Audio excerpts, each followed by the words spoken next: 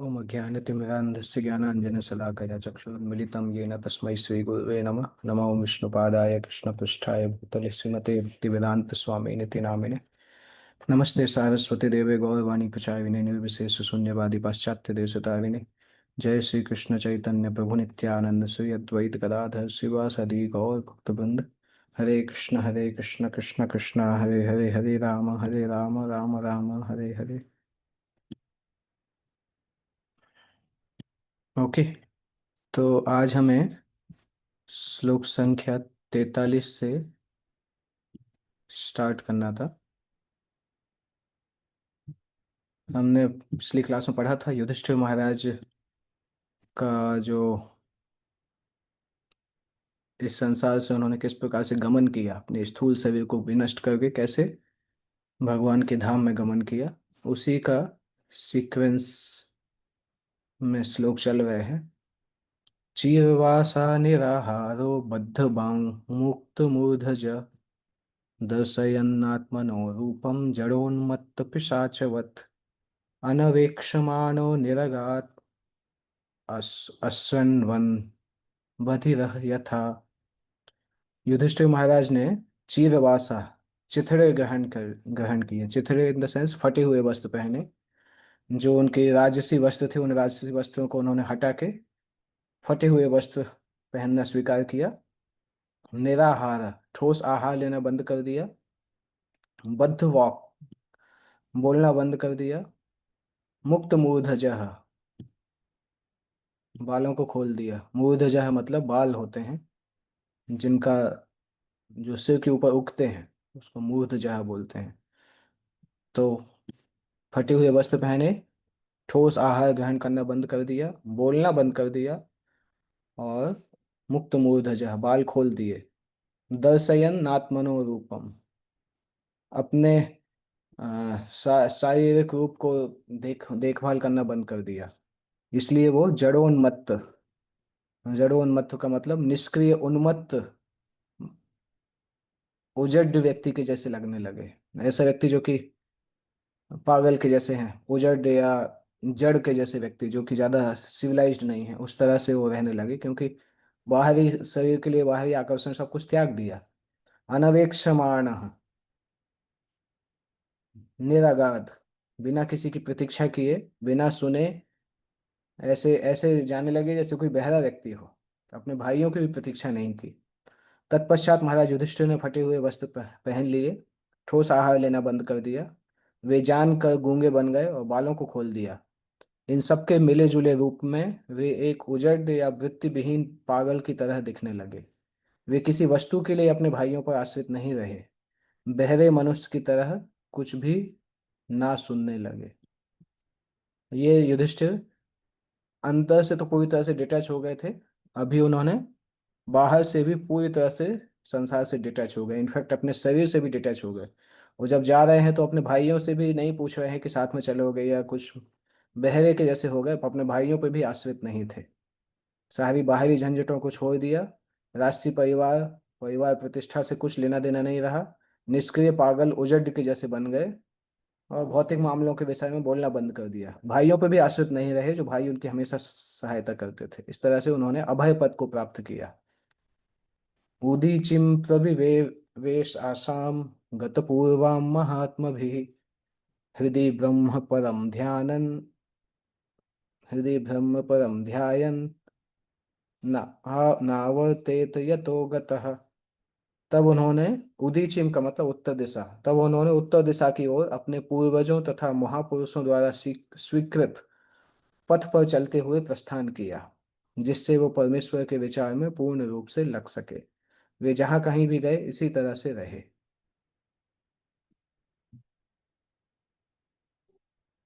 युधिष्ठिर महाराज के पूर्वज कौन है? और भी पुराने महान राजा, कुरुवंश के जो महान राजा थे, बड़े बड़े भक्त कुरुवंश में जन्म लिए थे, उनके चरण चिन्हों का युधिष्ठिर महाराज अनुगमन कर रहे हैं। और अनुगमन का इसमें यहाँ भी मतलब बताया जा रहा है कि वर्णाश्रम की जो पद्धति होती है, एक समय आने के बाद जब व्यक्ति को विरक्त होना पड़ता है, उस पद्धति का युधिष्ठिर महाराज पालन कर रहे हैं।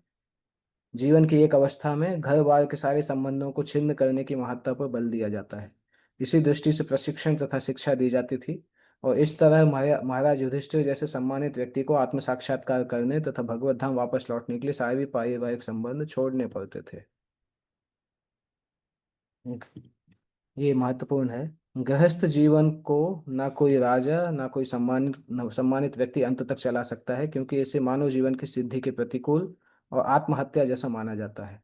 इसलिए सारी पारिवारिक झंझटों से मुक्त होने एवं भगवान कृष्ण की भक्तिमय सेवा में 100% लगने की हमेशा संस्तुति की जाती है, क्योंकि यह प्रामाणिक पथ है। भगवान भगवत गीता में शिक्षा देते हैं कि मनुष्य को कम से कम अपनी अंतिम अवस्था में भगवत भक्त बनना चाहिए। भगवान के प्रति एकनिष्ठ आत्मा को अपने हित के लिए महाराज युधिष्ठिर की भांति भगवान के उपदेश का पालन करना चाहिए। और छोटे भाइयों ने भी देखा कि कलयुग ऑलरेडी आ गया है, उनके बड़े भाई भी जा रहे हैं, तो छोटे भाइयों ने भी जाने का निश्चय किया। सर्वे तमनु तमनुज नि, सर्वे तम अनुनिर्जग्मुः भ्रातरः कृत निश्चयाः कलिना धर्ममित्रेण दृष्ट्वा स्पृष्टा प्रजा भुवि। अनुनिर्जग्मुः का मतलब होता है सब उनके पीछा करते हुए घर छोड़ने लगे। सारे भाई, उन्होंने भी निश्चय किया कि हम बड़े भाई जा रहे हैं तो हम भी चले जाएंगे, क्योंकि उन्होंने भी देखा कलिना अधर्म मित्रेण। कलियुग जो है ना वो अधर्म का मित्र है। और कलियुग को जब आता हुआ उन्होंने देखा तो वो समझ गए कि अभी यहाँ पे रहने लायक नहीं है। ये इंपॉर्टेंट है, कलिना अधर्म मित्रेण, कली और अधर्म के बीच में मित्रता होती है। इसलिए कोई भी साधु पुरुष कलयुग से बहुत आकर्षित नहीं होते हैं, क्योंकि कलयुग में अधर्म, नेचुरली अधर्म का प्रचार किया जाता है। महाराज युधिष्ठिर के छोटे भाइयों ने देखा कि कलयुग का पहले से ही संसार भर में पदार्पण हो चुका है और राज्य के नागरिक पहले से ही अधर्म द्वारा प्रभावित हैं। अतएव उन्होंने अपने बड़े भाई के चरण चिन्हों का अनुगमन करने का निश्चय किया। महाराज युधिष्ठिर के छोटे भाई पहले ही सम्राट के आज्ञाकारी आज्ञापालक थे और जीवन के परम उद्देश्य को जानने के लिए उन्हें पर्याप्त प्रशिक्षण दिया गया था। युधिष्ठिर की तरफ से सबको प्रशिक्षित किया गया था। इसलिए भी ये चीज था कि युधिष्ठिर ने जाते समय भाइयों को बार बार पूछा नहीं, क्योंकि उनको पता था कि मेरे भाई ऑलरेडी ट्रेंड अप हैं, समय के साथ साथ वो सही डिसीजन ले सकते हैं। एक और चीज समझ में भी आता है कि ये एक अच्छी लीडरशिप कहलाती है कि आप एक व्यक्ति को प्रशिक्षित करो, उसके बाद उसको डिसीजन लेने के लिए छोड़ दो, उसको माइक्रो मैनेज नहीं करो। युधिष्ठिर के अंदर ये कला थी। अपने भाइयों को अच्छे से प्रशिक्षण किया था, फिर भाई इतने ट्रेंड अप थे कि जब आवश्यकता होती थी तो वो ठीक डिसीजन लेते थे, क्योंकि उनको पर्याप्त प्रशिक्षण मिला था। और नेचुरली जब उन्होंने देखा कि उनके बड़े भाई जा रहे हैं तो उन्होंने भी अपने भाई का अनुसरण करने का निश्चय किया। और ये हम ऑलरेडी पढ़ चुके हैं कि व्यक्ति को हमेशा प्रवृत्त नहीं रहना चाहिए। कभी कभी निवृत्ति प्राप्त लोग मोहग्रस्त हो जाते हैं कि जीवन के अंतिम दिनों में अपने को किस तरह लगाए रखा जाए। यहाँ पांडव जैसे अधिकारी जनों का निर्णय दिया हुआ है। इन सभी ने पूर्ण पुरुषोत्तम भगवान श्री कृष्ण की भक्तिमय सेवा के अनुशीलन में अपने आप को लगाया। भगवान ने जीवन के चरम उद्देश्य को 1864 में बताया है और पांडवों ने बिना किसी संकोच के उनका पालन करने की बुद्धिमानी की। तो पांडव भी उसी प्रकार से भगवान के चरणों का ध्यान करने लगे। ते साधु कृत सर्वार्था ज्ञात्वात्य ज्ञात्वात्यंतिक आत्मनः मनसा धारयामासु वैकुंठ चरणाम्बुजम्। ते साधुकृत सर्वार्थ, उन्होंने साधुओं के द्वारा किए हुए सारे कार्य संपन्न किए थे। ज्ञात्वा आत्यंतिकम आत्मनः, भगवान श्री कृष्ण के चरण कमलों में अपने अपने आप को, भगवान श्री कृष्ण के चरण कमलों को अपना आश्रय समझने के लिए वो लोग पर्याप्तली क्वालिफाइड थे। इसलिए उन्होंने मनसा, मन के द्वारा, धारयाम आंसू, ध्यान लगाना चालू किया। किसके ऊपर? वैकुंठ चरणाम्बुजम, भगवान के चरण कमलों के ऊपर उन्होंने ध्यान लगाना प्रारंभ किया। उन्होंने धर्म के सारे नियम संपन्न कर लिए थे, अतएव उनका यह निश्चय ठीक ही था कि भगवान श्री कृष्ण के चरण कमल ही सभी के परम चरम लक्ष्य हैं। इसलिए अतएव उन्होंने बिना व्यवधान के उनके चरणों का ध्यान किया। भगवत गीता में एक जगह पे आता है, हाँ इसी श्लोक में आता है, ये शाम तुअंत गतम पापम जना नाम पुण्य कर्मणाम, जिनके सारे पाप खत्म हो गए हैं और पुण्य कर्मों का उदय हुआ है, वो भगवान की भक्ति में दृढ़ता पूर्वक लग पाते हैं। तो पांडव लोग ऑलरेडी पाप कर्मों से मुक्त थे और ऑलरेडी दृढ़ भक्त थे, भगवान के चरण कमलों में एकाग्र ध्यान था उनका। तो उन्होंने उसी प्रक्रिया को चालू रखा, न केवल इस जन्म में अपितु पूर्व जन्म में भी पुण्य कार्य किए थे, इसलिए पाप कर्मों के फलों से वो हमेशा मुक्त थे। तो उनके लिए भगवान के चरण कमलों में ध्यान लगाना आसान रहा। हमारे लिए भगवान के चरण कमलों में ध्यान लगाना कठिन होता है, क्योंकि पुराने पाप कर्म हमें वो करने से रोकते हैं। करने का प्रयास करते हैं, परंतु हमारे पुराने पाप कर्म हमें बाध्य करते हैं कि हम पाप की दिशा में सोचें। तो जितना भी हम ध्यान लगा पाएं उतना हम पाप कर्मों से मुक्त होंगे, और जितना ज़्यादा ध्यान लगाएंगे उतना और ज़्यादा मुक्त होते रहेंगे। धीरे धीरे पाप कर्मों की इंटेंसिटी भी कम होगी, तो ध्यान और अच्छे से लगने लगेगा। तो सभी के लिए होप है। ऐसा नहीं कि कोई बहुत पापी है तो उसके लिए कोई होप नहीं है। सभी के लिए होप है। हरि नाम जो है वो दीनहीन जतशिला हरि नाम में उद्धारिला। भगवान का हरि नाम सभी को उद्धार करने में सक्षम है, अगर कोई उसका आश्रय लेना जानता है तो भगवान का हरि नाम उसका उद्धार कर सकता है। श्री विश्वनाथ चक्रवर्ती के अनुसार धर्म अर्थ काम तथा मोक्ष के नियमों को वे ही अपनाते हैं जो पाप कर्म के फलों से मुक्त नहीं हुए हैं। ऐसे लोग उपर्युक्त चारों नियमों के कलमश से प्रभावित होने के कारण वैकुंठ लोक के स्वामी भगवान के चरण कमलों को तुरंत ही अपना नहीं पाते। वैकुंठ विश्व भौतिक आकाश से बहुत दूर है। भौतिक आकाश दुर्गा देवी या भगवान की भौतिक शक्ति के अधीन है, किंतु वैकुंठ विश्व की व्यवस्था भगवान की निजी शक्ति द्वारा होती है। उसके बाद नेक्स्ट पांडवों के क्रियाकलाप बताए जा रहे हैं कि किस प्रकार से पांडवों ने भगवान को प्राप्त किया, भगवान के धाम को प्राप्त किया। तद्ध्यानोद्विक्तया भक्त्या विशुद्ध धिषणा परे तस्मिन् नारायण पदे एकांतमतयो गतिम् अवापुर्दुर्वापां ते असद्भिर्विषयात्मभिः विधूत कल्मषास्थानं विरजेनात्मनैव हि। इस प्रकार भक्ति भाव से निरंतर स्मरण करने से उत्पन्न भक्तिमय शुद्ध चेतना के द्वारा उन्होंने आदि नारायण भगवान कृष्ण द्वारा अधिशासित वैकुंठ लोक प्राप्त किया। यह वैकुंठ लोक केवल उन्हें प्राप्त होता है जो अविचल भाव से भगवान का एक परमेश्वर का ध्यान धरते हैं।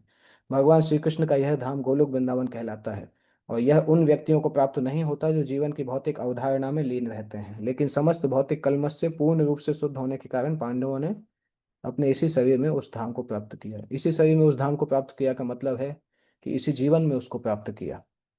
क्योंकि जब संसार से जाते हैं तो भौतिक शरीर अपने आप छूट जाता है, फिर आध्यात्मिक शरीर की प्राप्ति होती है। तो जब इस प्रकार से लिखा रहता है उसका मतलब है कि इस जन्म में उन्होंने भगवान के धाम को प्राप्त किया। क्योंकि तीनों गुणों से जब व्यक्ति बाहर चला जाता है और अध्यात्म में स्थित हो, तो सही परिवर्तन हुए बिना ही जीवन की चरम सिद्धि प्राप्त कर लेता है। कुछ कुछ सर्कमस्टेंसेस में ऐसा होता है कि भगवान भगवान अगर चाहे तो कर सकते हैं, अपनी शक्ति से उसी शरीर को भी आध्यात्मिक बना सकते हैं, क्योंकि भगवान के लिए संभव है।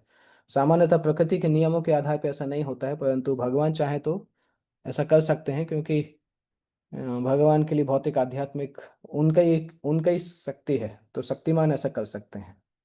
कोई भी व्यक्ति प्रामाणिक गुणों के पथ प्रदर्शन में आध्यात्मिक अनुशासनात्मक कर्म करके द्विजन्मा ब्राह्मण की सिद्धि प्राप्त कर सकता है, ठीक उसी तरह जिस प्रकार एक रसायन शास्त्री रासायनिक प्रक्रिया से पीतल जैसी किसी धातु को सोने में बदल देता है। एल्केमिस्ट, आपने एक नॉवेल पढ़ी होगी जिसमें इसका वर्णन आता है, अ, पारस पत्थर का। आजकल वो केमिकल प्रोसेस किसी को पता नहीं है, परंतु शास्त्रों में इसका वर्णन आता है कि बेस मेटल को सोने में कन्वर्ट करना। उसी तरह से प्रामाणिक गुरु जो है किसी भी व्यक्ति को द्विजन्म ब्राह्मण की सिद्धि तक पहुंचा सकता है। इसलिए शरीर परिवर्तन के बिना ही ब्राह्मण बनना या बिना शरीर परिवर्तन के भगवत धाम जाने में वास्तविक मार्गदर्शन का महत्व होता है। वास्तविक मार्गदर्शन अगर गुरु ठीक है तब ये पॉसिबल हो सकता है। भगवत गीता में भी श्री जीव गोस्वामी के इस कथन की पुष्टि होती है, जब भगवान कहते हैं कि जो अविचल भाव से विधि पूर्वक भक्ति करता है वह भौतिक प्रकृति के तीनों गुणों के कलमश को लांघ करके ब्रह्म सिद्धि प्राप्त कर सकता है। और जब भक्तिमय सेवा के स्वयं स्फूर्त आचरण द्वारा ब्रह्म सिद्धि को और भी उन्नत बनाया जाता है, तो इसमें जरा भी संदेह नहीं रह जाता कि उसे बिना शरीर परिवर्तन के गोलोक वृंदावन प्राप्त होता है। जैसा बिना शरीर परिवर्तन के भगवान के अपने धाम लौटने के संबंध में हम पहले ही बता चुके हैं। तो इस प्रकार से ये वर्णन युद्ध पांडवों का भगवत धाम गमन के बारे में आता है। और विदुर ने भी अपना शरीर त्याग किया, वो आगे आएगा। उसके बाद द्रौपदी और सुभद्रा ने भी भगवान के ध्यान में लग गई। इस तरह से पांडुपुत्र का भगवत धाम गमन हुआ, पांडुपुत्रों का भगवत धाम गमन हुआ। अगली क्लास में चैप्टर शायद समाप्त हो जाएगा, क्योंकि 2-3 श्लोक ही बाकी हैं। तो 49 से हम स्टार्ट करेंगे। और इस श्लोक के बाद फिर वर्णन आता है अपने परीक्षित महाराज के राज्य का वर्णन आएगा, जो कि बहुत इंटरेस्टिंग है। वहाँ से श्रीमद् भागवतम का बैकग्राउंड स्टार्ट होता है, श्रीमद् भागवतम ग्रंथ कैसे इस संसार में आया। तो यहाँ पे हम एंड करते हैं। कल की क्लास में हम श्लोक संख्या 49 से स्टार्ट करेंगे। श्रीमद् भागवतम की जय, जगत गुरु शिल प्रभुपाद की जय।